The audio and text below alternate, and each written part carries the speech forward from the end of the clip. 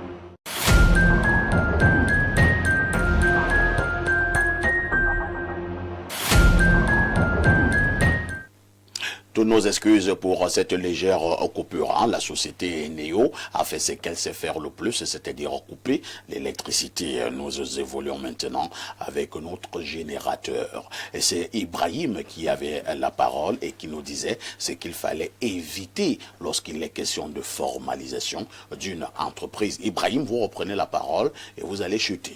Merci. Alors, s'il faut chuter, je vais donner deux autres éléments, deux autres erreurs. c'est le fait qu'on oublie souvent que quand on décide de se formaliser, il faut tout formaliser. Il y a des patrons, des entrepreneurs qui sont allés formaliser une entreprise, mais ils ne formalisent pas la traçabilité financière de leur entreprise. C'est-à-dire, ils vendent des choses, ça revient dans leur poche, on a de la difficulté à gérer ou à avoir une traçabilité sur ce qui appartient à l'entreprise et sur ce qui en réalité appartient au patron.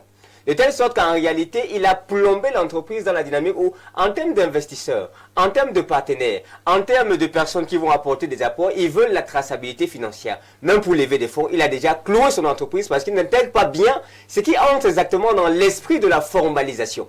Une autre erreur qui est critique parfois ici, c'est des collaborateurs qui, parce qu'ils veulent avoir une entreprise légale, ils vont télécharger un statut sur Internet et ils copient le statut, ils modifient les noms, ils modifient les parts sociales et puis ils se disent que non, c'est bon. Mais ils ne maîtrisent pas le fond. Ils ne maîtrisent pas le fond, ils ne connaissent pas les règles de sortie d'un associé s'il y a un blocage. Ils ne connaissent, et c'est comme ça qu'ils se retrouvent face à des situations où, quand l'argent arrive et les problèmes commencent, on n'arrive pas à expulser un associé. Parce qu'on a pris un statut qui était là comme ça et puis on s'est dit non, on va l'utiliser. Et l'associé a tous les droits. Il a les droits, il a le droit de vote, il a le droit de blocage, il a le droit d'accès au compte, il a tous les droits de bénéfice. Et ça, c'est parce qu'on commet souvent des erreurs qui ne sont pas intéressantes. Il y a d'autres erreurs, mais je crois que je vais citer avec cette phrase parfaite ici. Oui. Si vous faites une mauvaise formalisation, vous plombez votre entreprise avant même d'avoir commencé. On peut reprendre. Si vous vous trompez dans le choix de la formalisation ou votre stratégie de formalisation, vous plombez votre entreprise avant même qu'elle ait déjà commencé. Merci Ibrahim. Monsieur Molium, vous qui êtes justement juriste fiscaliste, cette problématique devrait en principe vous intéresser de manière particulière. Nous, autres Camerounais qui mettons des entreprises sur pied, vous avez eu de l'argent, vous avez seulement une idée de créer une entreprise. Habituellement, nous ne nous attardons pas beaucoup sur l'aspect formalisation. Bon, en fait, quand on parle formalisation, j'entends beaucoup plus la procédure administrative pour avoir les documents légaux Tout à fait. de l'entreprise. Alors, avant d'arriver à ce niveau, il y a tout un... Qu'est-ce qu'il faut comme document? Parce que l'émission est pédagogique, hein? C'est-à-dire, moi, je veux créer une entreprise. Moi, j'ai de l'argent. Parfait, ici, je veux créer une entreprise. Qu'est-ce qu'il faut? Parce que, Moulium, excuse-moi, il y en a qui ont créé des entreprises, alors qu'en réalité, sur le plan administratif et juridique, il n'a pas une entreprise. Vrai ou faux? Vrai. Qu'est-ce qu'il faut donc? Alors, il faut déjà noter que sur le plan OADA, il y a plusieurs formes d'entreprise. Et ce qu'il faut pour l'entreprise, ou bien là où on doit aller, peut dépendre, ou bien doit dépendre de la forme de l'entreprise qu'on doit créer. Déjà d'emblée, il faut le dire. Maintenant, qu'est-ce qu'il faut? Selon que vous voulez créer une entreprise individuelle, ou bien une SAR en forme OADA, ou bien une société, ou bien une SAR avec le capital social un peu plus élevé, les endroits vont dépendre. Lorsque vous voulez créer un établissement, ou bien une SAR, une personne, ou bien associé avec un capital de moins d'1 million, vous êtes dans les centres de formation de création d'entreprise, ce qu'on appelle les CFCE. On en trouve principalement dans les chefs-lieux de région au Cameroun et également particulièrement dans certaines villes qui ne sont pas des chefs-lieux de région, comme par exemple Kribi, Edea et bien d'autres. Maintenant, selon que vous voulez créer un établissement, la procédure est simple. Vous apportez votre carte nationale d'identité, un plan de localisation, nom de l'entreprise, la liste d'activités et peut-être un numéro de téléphone. On vous sort un registre de commerce. On vous immatricule sur le plan fiscal. Donc, premier document, on vous sort un registre de commerce. On vous sort un registre de commerce. Parce que lorsque vous déposez ce document, vous prenez l'engagement des actes de commerce. Et quand vous déposez des actes de commerce, vous devenez commerçant. Le commerce, c'est une profession. Et quand vous êtes commerçant reconnu, on doit vous affilier au registre du commerce et du crédit immobilier, qui a un fichier tenu au greffe. Lorsqu'on vous affilie là-bas, on vous délivre un document, ce qu'on appelle le registre de commerce. Ça fait de vous commerçant. Ça veut dire que vous exercez la profession de commerçant. Là, principalement sur le plan, on appelle ça les établissements. C'est une entreprise individuelle, un établissement qui est assise sur la personne physique même. Maintenant, il y a les SAR, les sociétés à responsabilité limitée, où à l'intérieur, il y a des parts sociales. Ça peut être ça unipersonnel, ou bien avec SAR, avec associé. Dans ce cas-là, maintenant, en plus de la carte nationale d'identité, d'un plan de localisation, il faut un statut, le statut, qui est un contrat qui régit le fonctionnement de l'entreprise sur le plan juridique. Et là, il faut OHADA selon le droit, selon le droit des sociétés et commerciales et des groupements d'intérêt économique, à cadrer et régir les informations obligatoires qu'on doit trouver dans un statut. Là, donc pour ça, vous devez avoir la carte nationale d'identité, vous devez avoir les statuts déjà rédigés, quand c'est sous seing privé, puisque lorsque vous partez au CFCE, votre statut est sous seing privé. Et l'OHADA a donné l'exclusivité, je crois que c'est depuis 2015, aux États de signer, c'est-à-dire de formaliser, d'officialiser les SAR en moins d'1 million de capital. Ça veut dire que l'administration peut le faire. C'est pour ça que de voir dans les centres de formation d'entreprise, on légalise les SAR à moins d'1 million. Oui, à moins d'1 million avec le minimum capital de 100 000. Minimum capital de 100 000. Maintenant, lorsque vous voulez créer une SAR, parce qu'en principe et au départ, les sociétés, les SAR, c'est créé par devant notaire.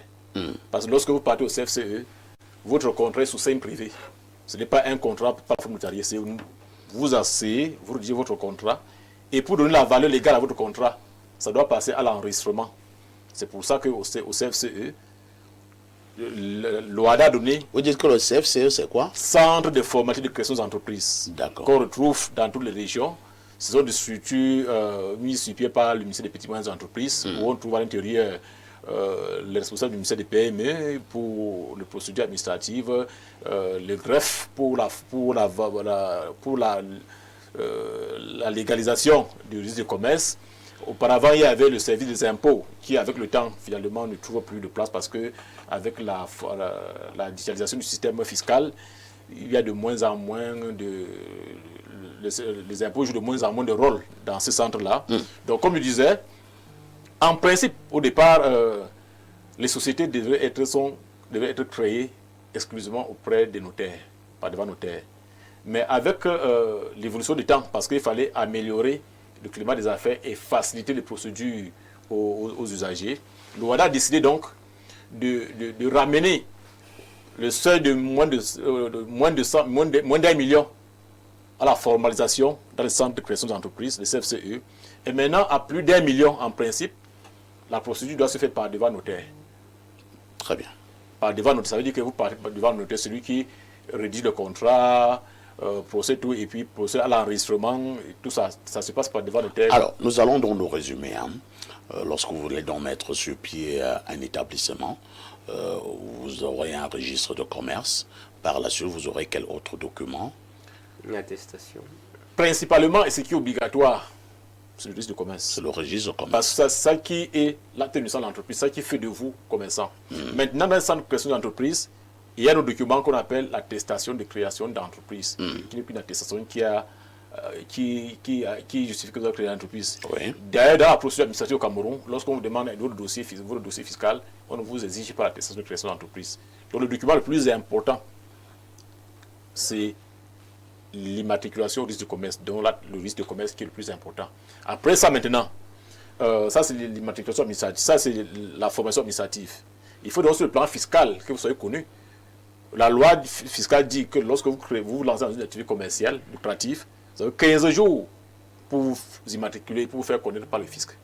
Parce que lorsqu'on parle de la formation au Cameroun, il y a plusieurs actes juridiques, plusieurs procédures qui entrent dans la formalisation. Il y a le registre de commerce, qui est l'immatriculation au registre de commerce. Il y a l'immatriculation fiscale, qui, après les procédures, l'administration vous délivre une attestation d'immatriculation, qui fait de vous un contribuable. Il y a même l'immatriculation, ou l'affiliation d'entreprise à la CNPS, ça fait partie des procédures obligatoires dans la formalisation. Donc, il y a autant de choses. Maintenant, au fur et à mesure que les choses évoluent, et en fonction des priorités de l'État, on peut de moins en moins être exigeant sur certains éléments. Au départ, l'immatriculation de l'affiliation à la CNPS est obligatoire. Mais à un moment, on a retiré cette obligation-là au CFCE parce qu'on se dit que quelqu'un peut créer une entreprise pour un début et exercer sans être immatriculé à CNPS. Donc, on a retiré à un moment cette obligation-là au CFCE. Mais ça reste parmi les obligations de la formalisation de l'entreprise. Merci, M. Moulion. On va passer la parole à Cyril Tchamba. Cyril, lorsque vous n'avez donc pas fait tout ceci, est-ce qu'il y a des risques lorsque vous êtes entrepreneur? Le premier risque, c'est que vous ne pouvez pas évoluer, vous ne pouvez pas ouvrir un compte bancaire de votre entreprise, parce que pour ouvrir le compte bancaire, il faut apporter tous ces éléments que les compagnies sont cités. Ensuite, vous ne pouvez pas candidater à des marchés ou à de la prestation dans des entreprises sérieuses. Parce qu'aujourd'hui, quand vous allez dans n'importe quelle entreprise sérieuse, on vous demande, en réalité, c'est comme un peu l'échange entre qui êtes-vous, c'est-à-dire votre entreprise, qui est-elle, et c'est l'ensemble de ces documents qui constituent ce qu'on appelle une offre de service qui permet d'être agréé auprès d'une entreprise ou d'une administration pour pouvoir faire des prestations. Si vous n'avez pas ces documents, en réalité, vous n'existez pas, vous restez dans l'informel. Et je crois que l'État a assez simplifié les choses pour que vraiment quiconque des Camerounais qui veulent bien, qui veulent travailler, puisse avoir un minimum de documents. Parce que il faut dire pour créer un établissement d'une entreprise individuelle, on ne paye rien, c'est gratuit. Comment ça? On ne paye pas. Quand on va au CFCE pour un établissement, on ne paye pas. C'est gratuit. L'affiliation... Comment ça? C'est 41 500. C'est pas gratuit. Non, 41 000. Oui, 41 C'est monté vers 500. 65 000 maintenant. C'est monté? C'est monté à plus de 65 000 maintenant. D'accord, donc je vais me mettre à jour là-dessus. Mais de mon époque, c'était gratuit. Il n'y avait rien à payer. Vous alliez juste au greffe du tribunal de première instance, et puis vous faisiez vos déclarations. Il n'y avait que le timbre à payer. Donc, La vie, c'est compliqué en tout temps. ça, c'est compliqué. Ensuite... Ah, vous avez eu de la chance, hein? Oui, mais moi, ça fait une quinzaine d'années que je suis entrepreneur au Cameroun, donc ça a bien évolué. Après, il faut aller auprès des impôts. L'inscription, par contre, aux impôts, je crois qu'elle est gratuite cette fois-là. Auprès de la CNPS, c'est gratuit. Donc, je pense que le conseil en tant qu'entrepreneur, c'est qu'il faut tout faire pour être à jour de sa paperasse juridique fiscale, parce que ça nous évite de perdre du temps. Et les entrepreneurs ont besoin de temps. Et pour gagner du temps, il faut ça. Et c'est peut-être aussi l'occasion de dire une chose importante, c'est que arrêtons les histoires de quartier, le conseil d'un cousin. Il y a des professionnels qui ne sont pas très chers, qui peuvent accompagner les créateurs d'entreprises. Pour vous aider à créer cela. Évidemment, parce qu'une entreprise mal créée ou bien sur lesquelles les formalités n'ont pas été claires, c'est une entreprise qui se court de graves dangers, de graves problèmes. Or, le travail de l'entrepreneur, c'est d'anticiper les risques. Le premier risque, il est juridique, il peut être financier, mais le premier risque est juridique. Et puis, ce que je peux dire pour sortir du propos, c'est que nous avons un environnement qui est aussi rend la tâche difficile aux entrepreneurs. La bureaucratie, avec beaucoup de freins. Dans certains pays aujourd'hui, on peut créer une entreprise en 24 heures. Au Cameroun, il y a cette promesse de, je crois que c'est 48 heures, mais ce n'est pas véritablement le cas. Or, une entreprise peut être créée dans un bon nombre de pays. D'ailleurs, au Burkina Faso, je salue mon ami Bama Lagis qui est au Burkina Faso. En 24-48 heures, effectivement, j'ai eu à le vérifier. Donc, je crois que là-dessus, il faut que l'administration fasse des efforts. Et je peux plaider, parce que je suis de cette corporation, une chose importante, c'est que les gens oublient qu'il y a une chambre de commerce. Il y a les mouvements syndicaux du patronat. Les entreprises doivent s'affilier parce que c'est des organismes qui permettent de défendre le droit des entreprises, le droit des entrepreneurs.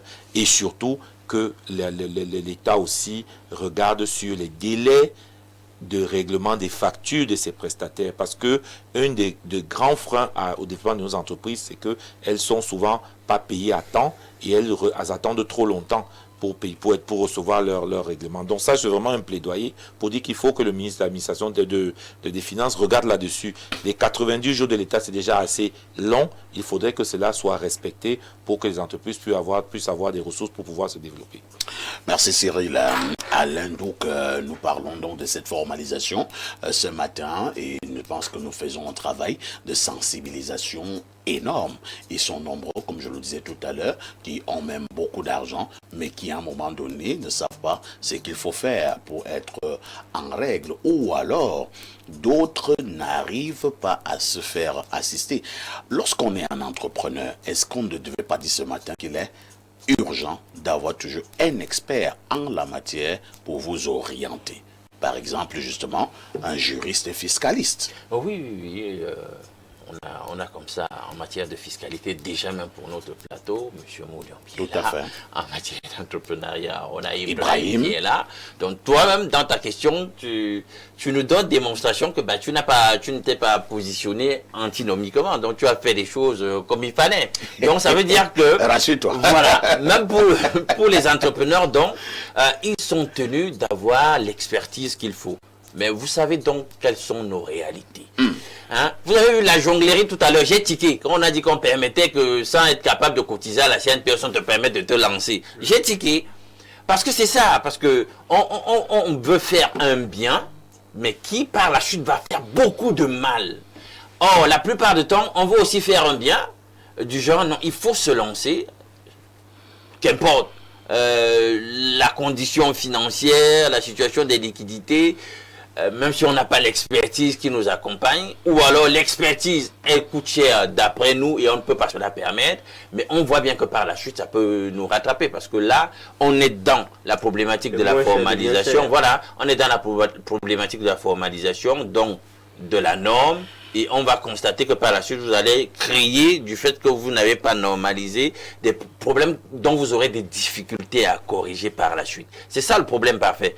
Et là, Maxime a sorti donc cette maxime proverbiale qui dit que le moins cher coûte cher finalement. Donc toujours se donner des moyens d'avoir l'expertise qu'il faut. Ça peut vous retarder, je ne sais pas moi, de quelques mois, voire de quelques années, mais... Prenez l'expertise de telle sorte que dès que vous vous lancez, vous êtes sûr que vous êtes vraiment parti sur les chapeaux de roue. Comme on parle des erreurs à ne pas commettre parfait, oui. Les gens, j'ai constaté en fouillant un tout petit peu que l'administration a pris des mesures de telle sorte que vraiment il faut mettre l'emphase sur le fait que vous déclariez en tant qu'unité entrepreneuriale que vous existez. Donc il faut même une insertion dans un journal d'annonce légale. Oui, oui, oui.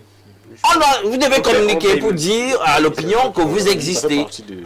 Il faut ouvrir votre sphère. Faut pas, parce que on parlait parfait. Je pense que c'est dans une des émissions ici des gens qui n'existent que dans leur attaché. Voilà. Au niveau statistique, puisque les gouvernants pour prendre des mesures d'économie politique par rapport à votre écosystème, ils doivent avoir les bonnes informations. Parfait. Tu te rappelles, il n'y a pas longtemps, tu as titillé un tout petit peu en parlant en posant la problématique démographique. Nous sommes combien? Tout à fait. Justement, il faut avoir des bonnes statistiques justement sur l'écosystème entrepreneurial. Combien d'entreprises il y a, avec quel chiffre d'affaires, enregistré sous quel régime. Les pouvoirs publics doivent avoir toutes les informations possibles. Et c'est à partir de ces statistiques, justement, qu'on peut vous accompagner du mieux possible. On est d'accord là-dessus. Donc, du coup, même au niveau régional, vous devez vous faire enregistrer. Ça se fait. Au niveau,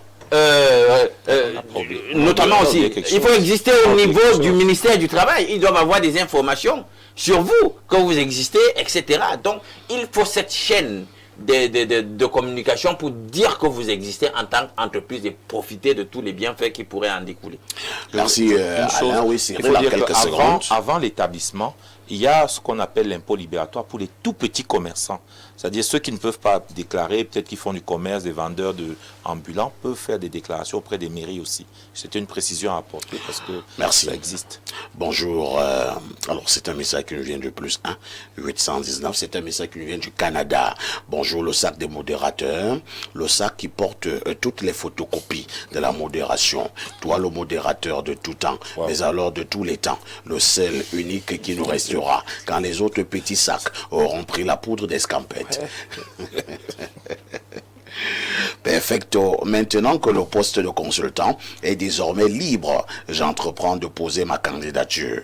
On néanmoins proposé celle d'Alain Douc. Et c'est aussi de l'entrepreneuriat. Il est écrit, demandez et on vous donnera. Perfecto, donne-nous ça. Mais Dieu veut les terminologies. Nous, on n'est plus aux terminologies. De facto, c'est ça. Voici donc la sagesse du quelle que soit la beauté de la photocopie, elle ne sera jamais l'original. Avec tout ceci, pourquoi chercher la photocopie? À demain 10h. C'est KDF depuis le Canada et qui nous envoie cette contribution. Un autre message ce matin. Bonjour parfait, félicitations pour ta nouvelle distinction. Votre émission étant pédagogique, je pense qu'il faut avoir des fiscalistes avant d'envisager la création d'une entreprise. Cependant, où trouve-t-on ces fiscalistes? Ils sont partout. Vous avez un sur le plateau. Vous avez un sur le plateau et ils sont nombreux, ils sont là. Il faut chercher. Un autre message ce matin que dit ce téléspectateur. Bonjour à tous sur le plateau. Face à la dénonciation du jour, j'aimerais relever que la société actuelle est un peu dans un état de psychose. Bon, c'est vrai que nous ne parlons plus de la dénonciation, hein. Nous cherchons des messages où on parle de l'entrepreneuriat. Bonjour parfait, avec ton plateau. Je veux savoir si on peut partir d'une coopérative à une salle. C'est Patrice Mbarga depuis Nkolia. Je ne sais pas, le fiscaliste peut apporter une réponse. La transformation d'une coopérative en une SAR, est-ce que juridiquement elle est prévue? Mais on peut créer parallèlement. C'est une mutation, ça existe. Ça existe, c'est un acte notarié en fait. Même l'établissement à la SAR, ça existe. Écoutez, l'immatriculation ou bien la création de la coopérative, c'est fait au niveau du ministère de l'Agriculture, dans le COPGIC, c'est-à-dire c'est au niveau de la région, du ministère de l'Agriculture. Alors que la création de la SAR, la création de la société se fait au niveau du greffe du tribunal. Ça veut dire que c'est deux entités différentes. Il n'y a pas le législateur n'a pas prévu la transformation d'une coopérative en SAR. Il n'y a pas un texte qui a prévu le mécanisme de transformer une coopérative en SAR. En général, quand on fait une transformation, c'est quand on va faire l'acte notarié, parce qu'il y a la transmission du patrimoine. On dit dans l'acte notarié que la logique X est désormais transformée en SRL, mais on va faire une nouvelle immatriculation. Ce n'est pas une transmission de facto. C'est-à-dire qu'on crée une nouvelle entreprise qui reprend le patrimoine de l'ancienne entreprise, qui était dénommée GIC. Oui. Donc l'entreprise nouvelle prend juste le patrimoine, oui, mais la formalisation juridique, et on commence à zéro. On commence à zéro, voilà. Autre message ce matin, Info TV, l'école de la télé camerounaise. Une chaîne qui ne diffuse pas, une chaîne qui forme. Info TV a ceci de particulier. Elle ne se contente pas de remplir du temps d'antenne, elle révèle des talents, elle est polie, les structures, les projette sur les projecteurs. Combien de visages aujourd'hui familiers ont fait leur classe sur vos plateaux? Parfait ici, Alain Douc et tant d'autres. C'est chez vous qu'ils ont appris à tenir un micro, à porter un débat, à habiter un écran. Au-delà des hommes, il y a une mission, celle d'éduquer par le divertissement, de cultiver par l'image, d'élever le regard des Camerounais sur eux-mêmes dans un paysage parfois avare de sens. Info TV a choisi la lumière. Au PDG, à toute l'équipe, courage. Ce que vous construisez dépasse l'audimat. Vous bâtissez une mémoire, une école, un héritage. Que Dieu arrose ces jardins et qu'il donne aux autres chaînes la curiosité de regarder ce que vous faites au lieu de vous copier maladroitement. Info TV, la différence se voit. C'est Chiminga Steve Daniel Freddy qui envoie cette contribution.